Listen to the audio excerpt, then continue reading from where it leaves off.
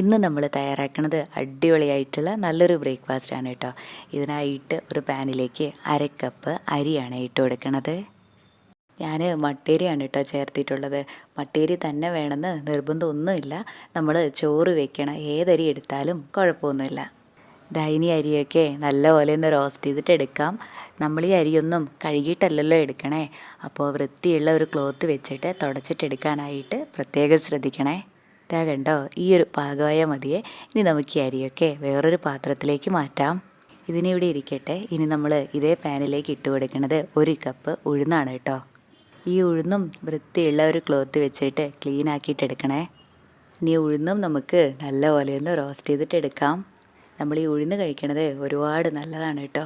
വെള്ള ഉഴുന്ന് തന്നെ വേണമെന്നില്ല. നമുക്ക് തൊലിയുള്ള ഉഴുന്നൊക്കെ വാങ്ങിക്കാനായിട്ട് കിട്ടില്ലേ, അതെടുക്കണതാണ് കേട്ടോ ഇതിനെ വെച്ച് ഒന്നും കൂടെ നല്ലത്. നമ്മുടെ ഉഴുന്നിൻ്റെ ഷെയ്ഡൊക്കെ ഒന്ന് മാറി വരണവരെ നമുക്കിതും ഇളക്കി കൊടുക്കാം. ഈ ഒരു പാകമായ മതിയെ. ഇനി നമുക്ക് ഫ്ലെയിം ഓഫ് ചെയ്യാം. ഇനി ഇതും നമുക്ക് നമ്മൾ അരിയൊക്കെ റോസ്റ്റ് ചെയ്ത് മാറ്റി വെച്ചിട്ടുണ്ടായിരുന്നില്ലേ, ആ ഒരു പാത്രത്തിലേക്ക് ഇട്ട് കൊടുക്കാം. ഇനി നമ്മുടെ അരിയുടെയും ഉഴുന്നിൻ്റെയും ചൂടൊക്കെ നന്നായിട്ടൊന്ന് പോയി കഴിയുന്ന സമയത്ത് നമുക്കിത് മിക്സിയുടെ ജാറിലേക്ക് ഇട്ട് കൊടുത്തിട്ട് നന്നായിട്ടൊന്ന് പൊടിച്ചെടുക്കാം. ഫൈൻ പൗഡറായിട്ടല്ല കേട്ടോ, ചെറിയ ചെറിയ തരിയായിട്ടാണ് നമ്മളിത് പൊടിച്ചിട്ടെടുക്കണേ. നമ്മുടെ പുട്ടുപൊടിയൊക്കെ ഉണ്ടാവില്ലേ, അതുപോലെ തന്നെ. ഇനി ഇതിലേക്ക് ആവശ്യത്തിനുള്ള ഉപ്പും കൂടെ ചേർത്തിട്ട് നന്നായിട്ടൊന്ന് യോജിപ്പിച്ച് കൊടുക്കാം. ഇനി കുറേശ്ശെ വെള്ളം ഒഴിച്ചിട്ട് നന്നായിട്ട് ഇതൊന്ന് നനച്ചെടുക്കാം. നമ്മളിവിടെ തയ്യാറാക്കുന്നത് നമ്മുടെ ഉഴുന്നും അരിയും കൊണ്ടുള്ള നല്ല രുചിയുള്ള പുട്ടാണേ. നമ്മളിതിലേക്ക് ഉഴുന്നൊക്കെ ചേർത്തുകൊണ്ട് തന്നെ ആദ്യമേ നമ്മൾ ഒരുപാട് വെള്ളമൊക്കെ ഒഴിച്ചു കൊടുക്കുകയാണെങ്കിൽ ഇതാകെ കട്ട പിടിച്ചു പോകാനുള്ള ചാൻസ് ഉണ്ട്. അതുകൊണ്ട് കുറേശ്ശെ വെള്ളം ഒഴിച്ചിട്ട് നനച്ചെടുക്കണതാണ് കേട്ടോ ഏറ്റവും നല്ലത്. ഇനിയിപ്പോൾ ഇതുപോലെ നനച്ചെടുക്കുന്ന സമയത്ത് ചെറുതായിട്ട് കട്ട പിടിച്ച് പോയാലും സാരമില്ല. ഇത് മിക്സിയുടെ ജാറിലേക്ക് ഇട്ട് കൊടുത്തിട്ട് ജസ്റ്റ് ഒന്ന് കറക്കിയെടുത്താൽ മതിയേ. എനിക്കിത് നന്നായിട്ട് നനച്ചെടുക്കാനായിട്ട് 1/2 കപ്പ് പ്ലസ് 2 ടേബിൾ സ്പൂൺ വെള്ളമാണ് വേണ്ടി വന്നേ. ഇനി നമുക്കിത് നമ്മൾ സാധാരണ പുട്ടുണ്ടാക്കാറ് പുട്ടുകുറ്റിയിൽ ഇട്ട് കൊടുത്തിട്ടല്ലേ, അങ്ങനെയും ചെയ്യാം. അല്ലെങ്കിൽ നമ്മുടെ വീട്ടിലെ കുഞ്ഞു പാത്രങ്ങൾ ഉണ്ടാവില്ലേ, അതിലിട്ട് കൊടുത്തിട്ട് ആവി കയറ്റിയിട്ടും എടുക്കാം കേട്ടോ. നമുക്ക് ഏതാണ് എളുപ്പം അതുപോലെ ചെയ്യാവേ. ഞാൻ ഇതുപോലത്തെ കുഞ്ഞൊരു പാത്രത്തിൽ വെച്ചാണ് ഇത് വേവിച്ചിട്ടെടുക്കണേ. അതിനായിട്ട് ആദ്യം നമുക്ക് കുറച്ച് തേങ്ങ ഇതുപോലെ ഇട്ട് കൊടുക്കാം. അതിനുശേഷം നമ്മുടെ ഈ പുട്ടുപൊടിയും കൂടെ ഇട്ട് കൊടുക്കാം.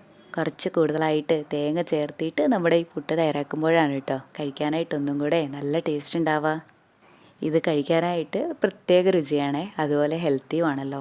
നമ്മുടെ ചാനലിൽ വെറൈറ്റി ആയിട്ടുള്ള കുറേ നല്ല ബ്രേക്ക്ഫാസ്റ്റിൻ്റെ റെസിപ്പീസൊക്കെ ഉണ്ട് കേട്ടോ. കണ്ടിട്ടില്ലെങ്കിലും ഒന്ന് കണ്ടു നോക്കണേ. അതുപോലെ നമ്മുടെ ഈ ചാനൽ ആദ്യമായിട്ടാണ് കാണുന്നതെങ്കിൽ സബ്സ്ക്രൈബ് ചെയ്യാനും മറക്കല്ലേ. ഇനി ഇത് നന്നായിട്ടൊന്ന് വേവിച്ചെടുക്കാനായിട്ട് ഒരു പാനിൽ വെള്ളമൊഴിച്ച് കൊടുത്ത ശേഷം ഇതുപോലത്തെ ഒരു സ്റ്റാൻഡ് വെച്ചിട്ട് ഇതിൻ്റെ മുകളിലായിട്ട് ചെറിയൊരു പാത്രം കൂടെ വെച്ച് കൊടുത്തിട്ട് ഇതിൻ്റെ മുകളിലായിട്ടാണ് കേട്ടോ നമ്മളിത് വെച്ച് കൊടുക്കണേ. ഇനി ഇത് മൂടി വെച്ച് ലോ ടു മീഡിയം ഫ്ലെയിമിൽ 10 മിനിറ്റ്. അപ്പോഴേക്കും തന്നെ നമ്മുടെ പുട്ടൊക്കെ നമുക്ക് നല്ലപോലെ വെന്ത് കിട്ടിയിട്ടുണ്ടാവും. ഇപ്പോൾ നമ്മുടെ പുട്ടൊക്കെ നന്നായി തന്നെ വെന്തിട്ടുണ്ട്. ഇനി നമുക്ക് ഫ്ലെയിം ഓഫ് ചെയ്യാം. എന്നിട്ടിത് തണുക്കാനായിട്ടൊന്ന് മാറ്റി വയ്ക്കാം. ഇത്രേ ഉള്ളൂ നമ്മുടെ അരിയും ഉഴുന്നും ചേർന്നിട്ടുള്ള ഈ ഒരു പുട്ട്. ഇത് ശർക്കരപ്പൊടിയുടെ കൂടെയൊക്കെ നല്ല കോമ്പിനേഷനാണേ. ഇതുവരെ ഇതുപോലെ പുട്ട് തയ്യാറാക്കി നോക്കിയിട്ടില്ലെങ്കിൽ ഒരു പ്രാവശ്യം ഇങ്ങനെയൊന്ന് ചെയ്ത് നോക്കണേ. എന്നിട്ട് അഭിപ്രായം പറയാനും മറക്കല്ലേ. താങ്ക്